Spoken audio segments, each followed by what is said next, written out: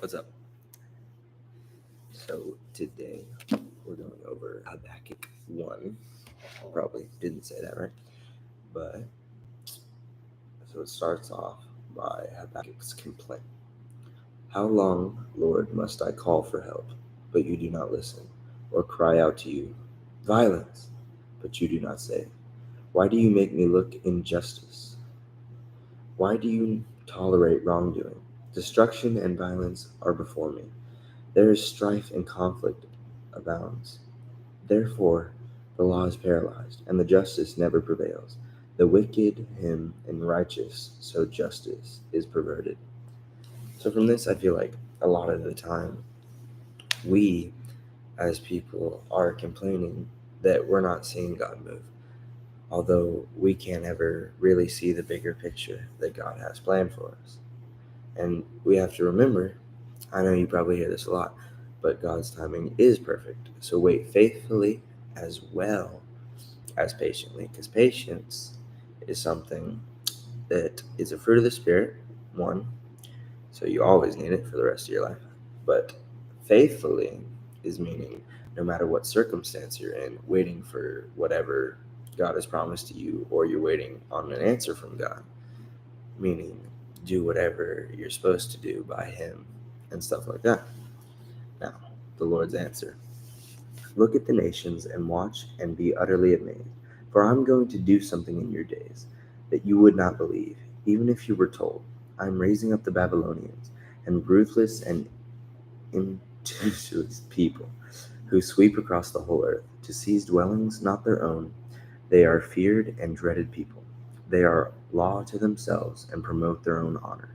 Their horses are swifter than leopards, fiercer than wolves at dusk. Their cavalry gallops headlong, their horsemen come from afar. They fly like an eagle swooping to devour, they all come intent on violence. Their hordes advance like the desert wind, and gathering prisoners like sand. They mock kings and scoff at rulers. They laugh all fortified cities. By building earthen ramps, they capture them. Then they sweep past them like wind and going on. Guilty people whose own strength is their God.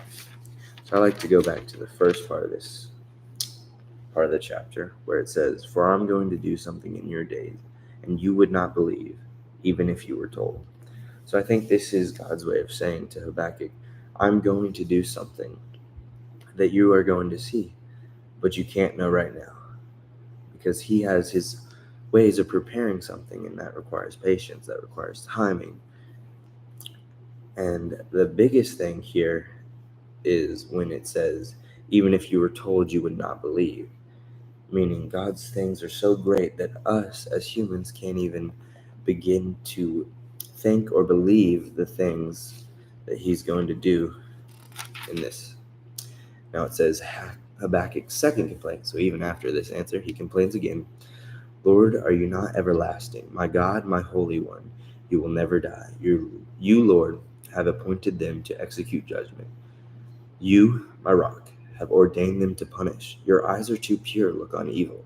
You cannot tolerate wrongdoing. Then why do you tolerate the treacherous? Why are you silent while the wicked swallow up those more righteous and themselves? You have made people like the fish in the sea, like the sea creatures that have no ruler. The wicked foe pulls all of them up with hooks. He catches them in his net. He gathers them up in his dragnet, and so he rejoices and is glad. Therefore he sacrifices to his net and burns incense to his dragnet. For by his net he lives in luxury and enjoys the choicest foods. Is he to keep emptying his net, destroying nations without mercy? So he's saying again, how you, such a good God and justful God, let them run free and do whatever they want and create so much evil. Well, yes, sometimes that is terrible. We can't see the bigger picture or where God is moving all the time, but God can see everything, and His timing, His plan requires certain steps. While some of them are not good, it might teach people who will make the difference in the end. And it says, you cannot tolerate wrongdoing. Why do you tolerate the treacherous? So he's saying he's contradicting himself. when in fact, he's preparing the people of this nation and Habakkuk for what's to come. Thank y'all. I'll see you later.